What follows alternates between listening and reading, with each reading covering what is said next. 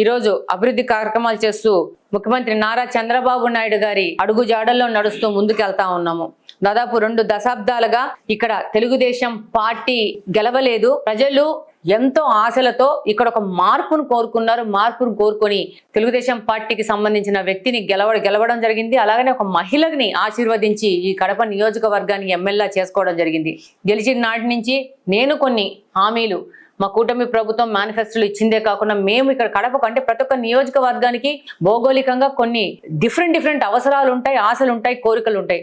దాని ద్వారా కడపకు కావాల్సిన అవసరాలను గుర్తించడం జరిగింది. వాటి ద్వారా ఒక మేనిఫెస్టోని తయారు చేసుకోవడం జరిగింది. దాంట్లో భాగంగా మనము ముఖ్యంగా బ్రిడ్జిలు వేస్తామని చెప్పినాం. Shamiriya bridge, law college bridge. నేను అధికారంలోకి రాగానే ఫస్ట్ నేను షామిరియా బ్రిడ్జ్, లా కాలేజ్ బ్రిడ్జ్నే ఫస్ట్ విజిట్ చేశాను. మీ అందరికీ తెలుసు. వెళ్ళి చూసి ఆ బ్రిడ్జి ఏ పరిస్థితిలో ఉంది, దాని ఏ అగ్రిమెంట్ ఎవరికైనా, టెండర్లు ఎవరికి ఉన్నాయని పోయి నేను కనుక్కుంటే ప్రత్యక్షంగా నేను అంతవరకు నాకు అధికారులను పిలిచే హక్కు లేదు. నేను ఒక క్యాండిడేట్ గా పోటీ చేస్తున్నాను. డెఫినెట్ గా దానికి శాంక్షన్స్ అయినా, అగ్రిమెంట్ అయిపోయింది, కాంట్రాక్టర్ కి వర్క్ అలాట్ అయిందనే ఇన్ఫర్మేషన్ తో ముందుకెళ్తే దానికి 10 సార్లు ఈ గత ప్రభుత్వంలోని పెద్దలు టెంకాయలు కొట్టారు. మళ్ళీ ఎలక్షన్స్ ముందు కూడా మళ్ళీ 3వ సారో 10వ సారో టెంకాయ కొట్టేసేసి మేము కూడా మళ్ళా కడతాం, మేమే కడతామన్నారు. తీరా చూస్తే దాని కాంట్రాక్ట్ అగ్రిమెంట్ అయిపోయి దాన్ని మొదలు పెట్టలే.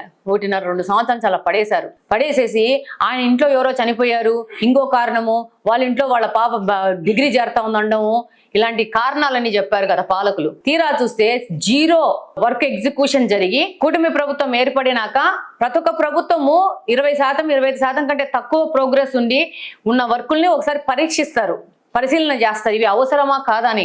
అందులో భాగంగా ఈ యొక్క స్ట్రోమ్ వాటర్ డ్రైనేజీలు కానీ, ఈ యొక్క బ్రిడ్జిలు కానీ రద్దయినాయి. అయితే మేము వెళ్ళి మాట్లాడి ఆ వర్కుల్ని తిరిగి కంప్లీట్ చేయాలని చెప్పి ఎంతో కృతనిశ్చయంతో కార్పొరేషన్ లో ఉన్న అధికారులు చెప్పి కాంట్రాక్టర్ కి మేము భరోసా ఇస్తున్నాము, మీరు చెయ్యండి. ఉండొచ్చు వాళ్ళు వైసీపీకి సంబంధించి ఆ రోజు అండర్స్టాండింగ్ చేసుకొని కమిషన్లు తీసుకొని ఆ కాంట్రాక్టర్ని ఫిక్స్ చేసుకోవచ్చు. కానీ ఇవన్నీ అవసరం లేదు. కడప నియోజకవర్గ అభివృద్ధికి ఎవరైనా వచ్చి పని చేయొచ్చు, మీరు వచ్చి పని చేయండి అంటే కాంట్రాక్టర్ నేను రానని చెప్పేశాడు. ఈ వర్క్ ఇలాంటి అవస్థల్లో ఉన్నప్పుడు అలాగనే ఈ స్ట్రోమ్ వాటర్ డ్రైన్స్ కూడా 69 కోట్లతో పెట్టుకున్న డ్రైన్స్ కూడా 25% కంటే తక్కువ ఉన్నాయి వాటి ఎగ్జిక్యూషన్. అలాగే ఇదైతే 0%, రెండు బ్రిడ్జిలు. ఇలాంటి పరిస్థితుల్లో మనం కడప వాళ్ళకి మనం ప్రామిస్ చేసాం, మన మేనిఫెస్టో మనం నిరూపించుకోవాలని చెప్పేసి మన అధ్యక్షుడు శ్రీనివాస్ రెడ్డి గారు పదే ముఖ్యమంత్రి గారి దగ్గరికి వెళ్తే, ముఖ్యమంత్రి గారికి ఉన్న డబ్బులు ఎక్కడున్నాయ్యా, ఫండ్స్ లేవు, ఆర్థిక పరిస్థితి మీకు అందరికీ తెలుసు కదా, మీరు ఇట్లా ఫోర్స్ చేస్తే ఎట్లా, బలవంతం పెడితే ఎట్లా అంటే కూడా ఏమాత్రం వినకుండా మొండి పట్టుదలతో ఆయనతో శాంక్షన్ చేయించుకొని ప్రతి ఒక్క సెక్షన్ లో, ఫైనాన్స్ సెక్షన్ కానీ, ప్లానింగ్ సెక్షన్ కానీ, టెండర్ సెక్షన్ కానీ, ప్రతి ఒక్క సెక్షన్ లో ఆయనే స్వయంగా తిరిగి ఆ ఫైల్ ను పుట్టప్ చేసేసి ఆ స్ట్రోమ్ వాటర్ డ్రైన్స్ కానీ అలాగనే ఈ బ్రిడ్జ్లు ఎంత మీ అందరు గమనించినారు. 2300 కోట్ల మేము అభివృద్ధి చేసాం అంటారు. మీరు అందరు విన్నారు.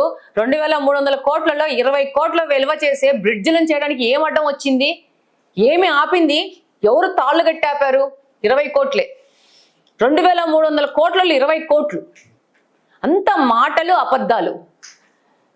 ఇవన్నీ మేము గెలిచినాక మేము తిరుగుతుంటే మాకు అవగతమైంది. దీని నుంచి మమ్మల్ని మేము రెడీ చేసుకొని పోరాటం చేసి ఆ 20 కోట్ల బ్రిడ్జిలకి మళ్ళీ స్పెషల్ శాంక్షన్స్ తెచ్చుకున్నాము. అలాగనే స్ట్రోమ్ వాటర్ డ్రైన్స్ అనేది కడప నియోజకవర్గానికి అత్యంత అవసరం.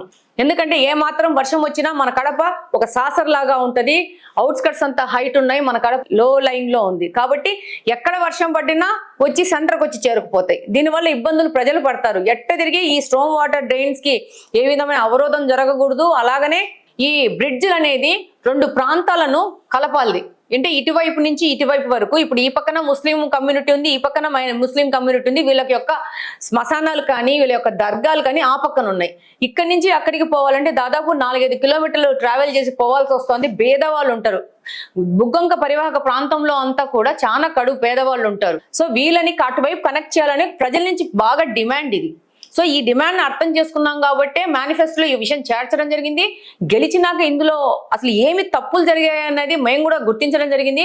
ఇది మాట ఇచ్చాము, మాట ఇచ్చిన ప్రకారం స్పెషల్ శాంక్షన్స్ చేసుకోవడం జరిగింది.